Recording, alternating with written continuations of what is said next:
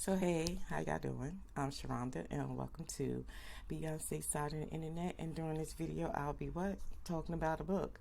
Okay, and that book will be Medusa's Remedy, which is book one in the God of Scrolls by Annita L. Jackson and Iesha Bree.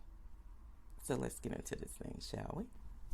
So I came across this book just going through, my Kindle and then going through the Kindle store.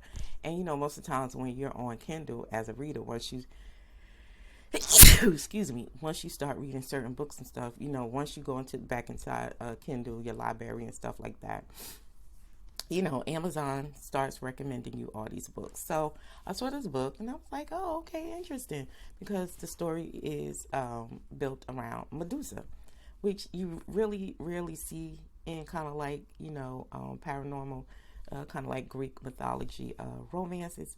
So I was like, oh, okay, I was interested, right? And especially with black romances, we rarely see kind of like stories, you know, centered around the whole Greek mythology thing. So I was like, okay, let me check this out. So in this book, we have, and content warning, trigger warning for this book, there is mention of rape and actual almost rape scene on page in this book. So if that's not something that you're interested or want to read, then bypass this book. So and as always, I'll have the book on on the side of me. Okay, so in this book we have Nessa, or short for Medusa, who of course has been cursed. Now in these authors' book, Medusa has been cursed for sleeping or being assumed that she has slept with Poseidon, um, which never happened. She is the character that actually is. She's actually raped by Poseidon.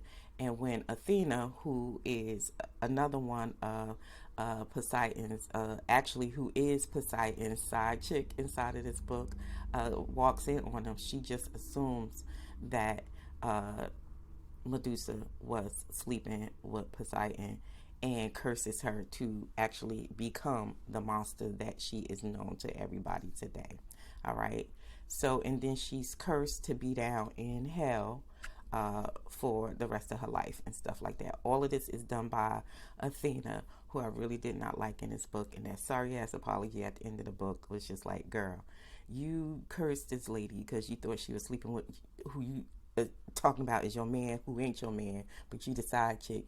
And I was just like, okay, whatever. Like, excuse him, what? But so Medusa has a chance to escape this tortured lifestyle after she loses everything, her parents, everything, all that stuff that she had on Olympus, when the next god that is sent to kill her actually takes pity out on her, sees Medusa's actual what actually happened, and stuff like that, and makes a plan with her to escape this kind of like always being hunted or hunted down by people sent by Athena to kill her. So she is sent into, she's given somewhat human features. She's sent into the human realm to live somewhat of a normal life, which we go inside of the story. She is living on this not abandoned well, it was an abandoned property when she found it, but when she comes into it, she makes it this, it's in a small town, and she makes it this kind of like huge garden that people come and shop at and stuff like that. So I did like the way the authors did describe her in this book. Like, her snakes were actually golden, like gold locks. And of course, she had to keep on the sunglasses so she won't be turning motherfuckers to stone and stuff like that.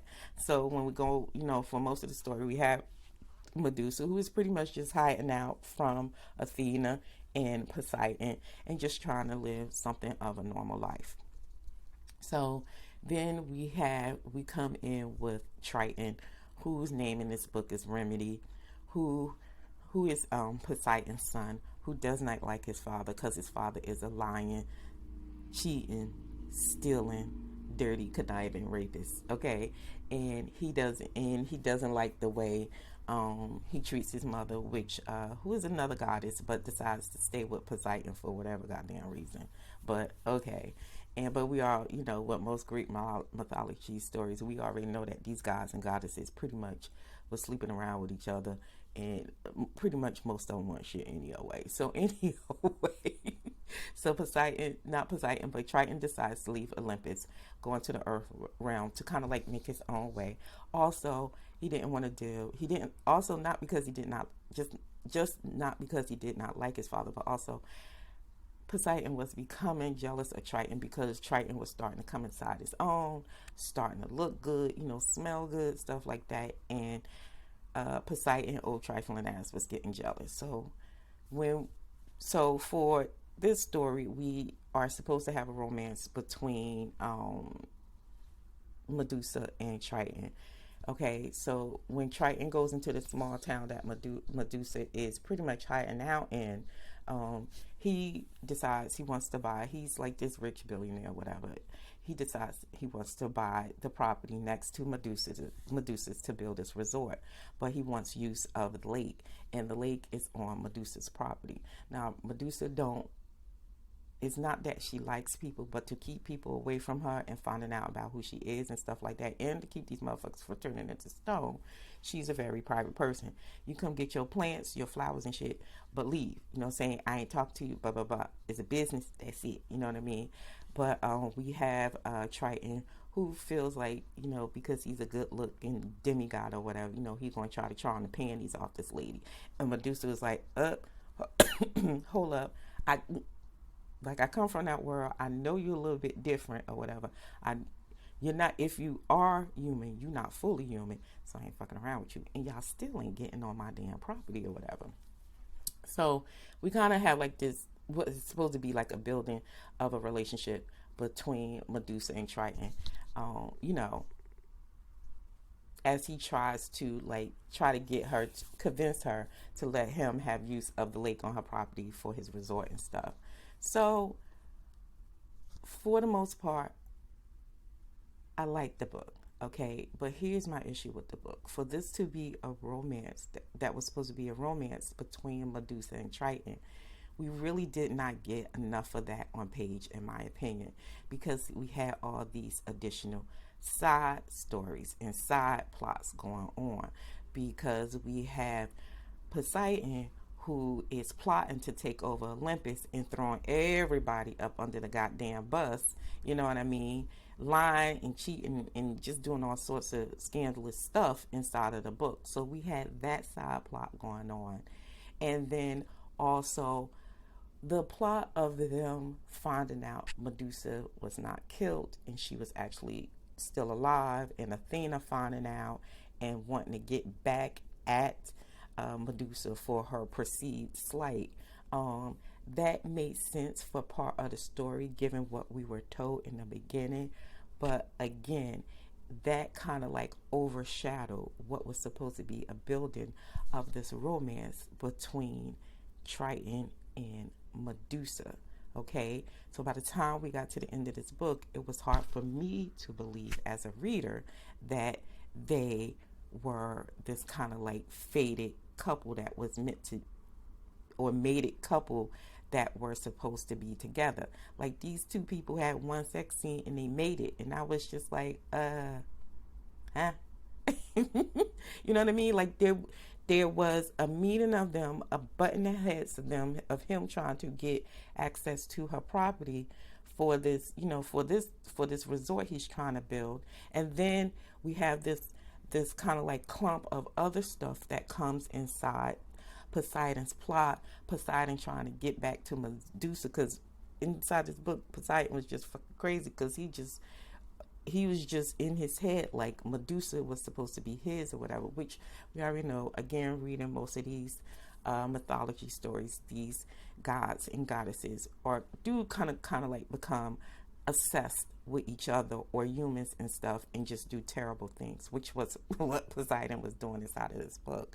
But my issue in this book, it was just hard for me to believe that by the end, um, that we had, kind of like this romance that was supposed to be between um, Poseidon and Medusa. I just wanted more of a building of a relationship with them. I wanted to see a relationship, something between them more on page before we got to the end and they were together. In this whole plot with this side plot of just Poseidon just being an old disgusting person, a disgusting guy inside of the story. Um, yeah, yeah, you know what I mean.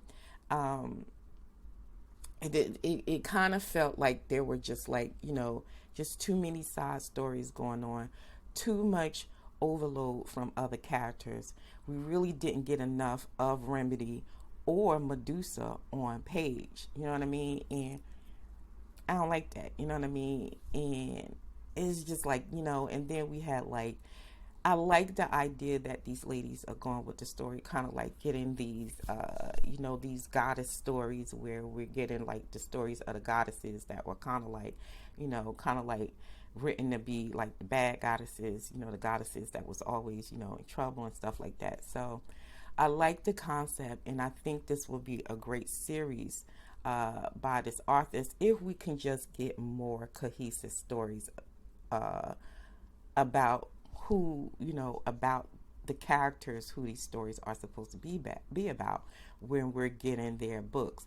I just feel like with this first book, we got too much of everybody else and not enough of Medusa and Triton. I would have appreciated that more. And like I said, I did not mind the plot of Athena and Poseidon trying to get back at Medusa.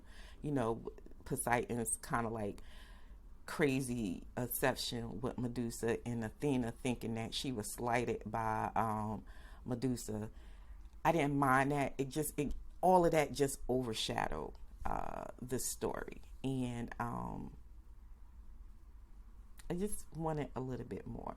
So I was a little bit disappointed, you know what I mean? Because this is supposed to be a Medusa story, and I just feel like we didn't get much of Medusa, you know what I mean? So yeah, but if you're interested, if you love, if you like Greek mythology, with different twists, especially with paranormal romance and stuff like that, then check it out. But do remember my content trigger warning at the beginning of this video, where there is rape on page. Okay, but yeah, that is it for me. And until the next one, later days. Bye.